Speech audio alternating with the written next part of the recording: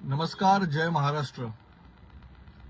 Cockroach जनता party हे जे आजच्या युगातील युवांनी म्हणजे जेनजी ज्यांना आपण म्हणतो, त्यांनी ज्या प्रकारे एक आंदोलन उभं केलं, ज्या प्रकारे सरकारविरुद्ध लढा दिला आणि सरकारला झुकवलं, ज्या तरुणांनी, ज्या युवांनी, ज्या जेनजी ज्यांना आपण बोलतो, त्यांनी जात धर्म न पाहता, हिंदू मुस्लिम न करता, लिंगभेद न करता, वर्णभेद न करता भारतीय म्हणून संघटित होऊन, ज्यांना वारंवार सरकारमार्फत आतंकवादी म्हटलं गेलं, काही काही नाही म्हटलं गेलं, तरी सुद्धा त्या युवांनी हार न मानता संघटित राहिले. बाबासाहेबांच्या शिकवणीनुसार शिक्षित व्हा, संघटितपणाने संघर्ष करा, या विचारांवर ते लोक चालले. ते शिकलेलेच होते, त्यांनी तिकडून ते लोक संघटित झाले, त्यांनी योग्यरित्या संघर्ष केला आणि खऱ्या अर्थाने हुकुमशाहीची विचारधारा मानणारी, हुकुमशाही राबवणारी ही जी सरकार आहे, हे सरकारला झुकावं लागलं शेवटी. हा खरं तर फक्त त्या जेनजी लोकांचा नाही तर आपल्या सगळ्यांचा यश होता. परंतु खंत अशी वाटते, ज्या अहंकाराला डाग लागलाय, ज्या अहंकाराची चिरफाड केली गेली, जे सरकार अहंकारात होती की आम्हाला कोणीच झुकू शकत नाही, त्यांनी शेतकऱ्यांच्या आंदोलनाला नक्षलवादी म्हटलं गेलं त्यांच्या मार्फत, त्यांनी शेतकऱ्यांना खलिस्तानी म्हटलं गेलं त्यांच्या मार्फत, त्यांनी शेतकरी बांधवांना पूर्णपणे चिरडलं, रोजगारावरती कोणी प्रसंग त्यांना चिरडलं गेलं, तरुणांना चिरडलं गेलं पूर्णपणे, विरोधकांना पूर्णपणे संपवून टाकलं ईव्हीएम मशीन हॅक करून. तर आता यांच्या विरुद्ध बोलणारं कोण नव्हतं. परंतु एका प्रकारे, ज्या प्रकारे म्हणतो ना आपण, एक जे होणार आहे त्याला कोणी टाळू शकत नाही, त्या प्रकारे जेनजी समाज, ज्यांच्यावरती प्रत्येक जण मीम्स बनवायची की हा समाज झोपलेला आहे, हा तरुण आजचा झोपलेला आहे, हा काहीच कधीच क्रांती करू शकत नाही, याच तरुणांमुळे देश आज हुकुमशाहीकडे वाटचाल करतोय. परंतु अनपेक्षित गोष्ट तिकडे घडली आणि जेनजी ज्या प्रकारे संघटित झाले, त्यांनी ज्या प्रकारे दाखवून दिलं की चायला झुकणार नाही, भिडणार म्हणजे भिडणार, ज्या प्रकारे त्यांनी मीम्सचा वापर केला, ज्या प्रकारे तिकडे एंटरटेनमेंट ठेवलं, म्हणजे कोणत्याही तरुणांना तिकडे हे होणार नाही की आपण गेलो पाहिजे तर काय चाललंय, त्यांनी संघटित ठेवलं आणि एका कुटुंबासारखे ते लढले, एका देशासारखे ते लढले आणि या हुकुमशाहीला त्यांनी पूर्णपणे नमवून टाकलं, त्यांना घुटण्यावरती आणलं. परंतु त्या अहंकाराला जो चीड आली, सत्तेमध्ये बसलेल्या लोकांचा जो अहंकार होता, त्या अहंकाराला कुठे ना कुठेतरी फाडण्यात आलं. त्या अहंकाराला फाडल्या कारणास्तव आता ही जी एकी जेनजी तोडायची कशी, असा प्रश्न त्यांच्या मनात आला. हे संघटित झालेत, असं जर चालत राहिलं तर हे उद्या हिंदू मुस्लिम सुद्धा करणार नाही, दंगली होणार नाही देशामध्ये. तर कशा प्रकारे आपण पुढे सत्ता आपली अजून वाढवणार, त्या भीतीपोटी त्यांनी एक षडयंत्र रचला. आपल्याकडे म्हणजे त्यांच्याकडे हिंदू मुस्लिमचं हत्यार आहे, धार्मिक हत्यार आहे, जातीय हत्यार आहे आणि विविध प्रकारचे हत्यार ते प्रत्येक वेळेस चालवत राहतात. यावेळी त्यांनी काय केलं, जेनजी पिढी म्हणजे जे शिक्षण घेणारी पिढी आहे, त्यांचा मुद्दा कोणता, ज्या मुद्द्यामार्फत आपण त्यांच्यामध्ये विभाजन करू शकतो, तर त्यांनी काय केलं, आरक्षणाचा मुद्दा समोर टाकला. मी त्यांना प्रत्येकाला सांगतोय, आतापर्यंत 1950 नंतर ते आतापर्यंत 2026 पर्यंत अनेक सरकार आली, अनेक सरकारामध्ये अनेक शेंबडे लोक आले, ज्यांनी प्रयत्न केला आरक्षण हटाव, आरक्षण हटाव. आज ते कदाचित कुटुंबांची राख कुठे ना कुठे कानाकोपऱ्यात पडले असं नाल्या बिल्यामध्ये. आरक्षण हे संविधानिक मार्गाने दिले गेलेलं एक प्रतिनिधित्व आहे, त्याला कोणीच मिटवू शकत नाही.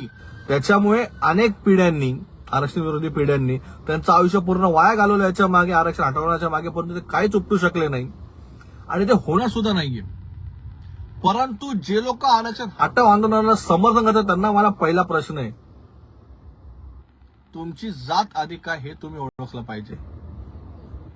कारण की जे मी बघतोय, स्वतः एससी मधला, स्वतःची जात एसटी मध्ये, स्वतःची जात ओबीसी मध्ये, स्वतःची जात एनटीबीजेंटी मध्ये, आणि तो येऊन बोलतोय आरक्षण हटवलं आमचं समर्थन आहे. का रे बाबा,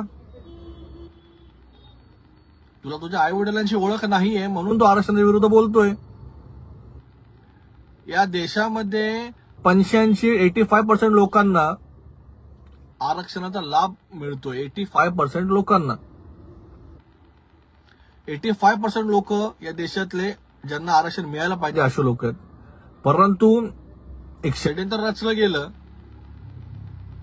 आणि 15% 100% आणि 85% 15% मध्ये सीमित केलं गेलं. हे तुम्हाला केव्हा कळणार? ज्यावेळी तुम्ही त्याचा अभ्यास करणार. अरे आपण एवढं समजलं पाहिजे. मी बघा मिलेनियल्सला असं तुमच्या आजूच्या पिढीला कोणाला समजून फायदा नाही, कारण की ते प्रत्येक जण या षड्यंत्राला शरण गेलेत. परंतु जेन्झीजला मला सांगायचंय, तुम्ही ह्याला शरण जाऊ नका. तुम्ही उभरती पिढी आहात, तुम्ही देशाचं भवितव्य आहात आणि तुम्ही क्रांती घडवलेली पिढी आहात. आम्हाला लाज वाटतं आम्ही मिलेनियल्स मध्ये असतो, मिलेनियलमध्ये मोडतो म्हणून, कारण की आमच्या पिढीने फक्त गुलामी सहन केली आणि गपगुमान राहिले. परंतु तुम्ही क्रांती केली. त्याच्यामुळं तुम्हाला मी सांगतो ठणकावून की तुम्हाला या गोष्टीला बळी नाही पडायचंय. आरक्षण हा खूप वेगळा विषय. आणि सर्वप्रथम तर मला एक सांगायचंय की जे लोक आरक्षणाला विरोध करतात त्याचा एका अर्थ की ते लोक भाजपचे समर्थक असतात. तुमचं भाजप सरकार, एनडीए सरकार, मोदी सरकार काय म्हणतं? हिंदू खतरे में है. हिंदू वाचण्यासाठी तुम्हाला त्यांनी मूर्ख बनवले, अंधभक्त बनवलं, तुम्ही त्यांच्या मागे मागे पळता.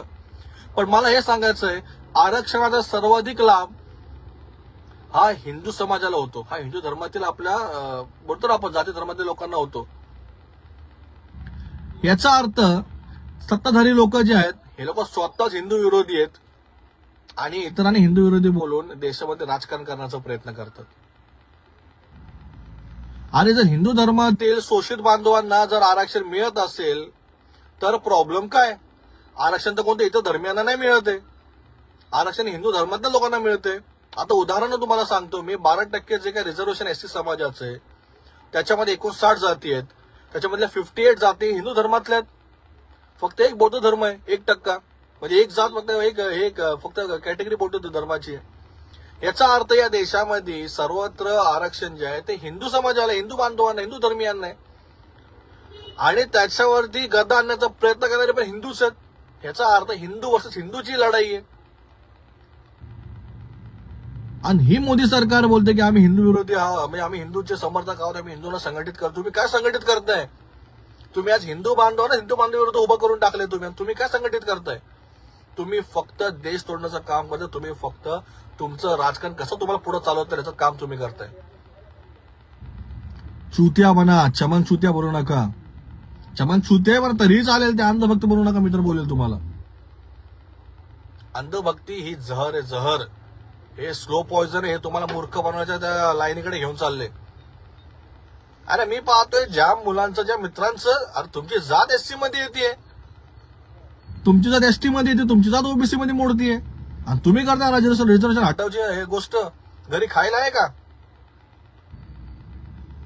कठोर शब्दामध्ये आम्ही बोलू शकतो, परंतु कसं असतं, प्रत्येक वेळी आम्हीच बोलावं, आम्हीच वाईट व्हावं, त्याच्यामुळे आम्ही यावेळी गप्रायचे निर्णय घेतले. तुम्हाला पाहिजे ना रिझर्वेशन हटाव, जे करायचे ते करा. सरकारला जाऊन बोला. सरकार नसेल ऐका, सरकार बदला. रस्त्यावरती तुमच्या सोशल मीडियावरती तुमची गांड लाल करू नका. रिझर्वेशन हटावा हे आणि ते. अरे शिक्षण घेतलं ना 4थी 5वी फेल तुम्ही सांगणार रिझर्वेशन हटाव? तुमचे हजार बाप जन्मले तरी तसा बाप भेटणार नाही ज्यांनी आरक्षण हे संविधान लिहिलंय. त्याच्यामुळे उगाच कोणत्याही गोष्टीत पडू नका. जेन्सीला मी शेवटी सुद्धा हेच विनंती करतो, तुम्ही शिक्षित आहात. ज्या पूर्वीच्या पिढीने ह्यांच्या आरक्षणाच्या गोष्टीला बळी पडले, तुम्ही त्या गोष्टीला बळी पडू नका. हीच माझी तुमच्याकडे माफक अपेक्षा आहे. एवढंच बोलतो. जय भीम, जय भारत.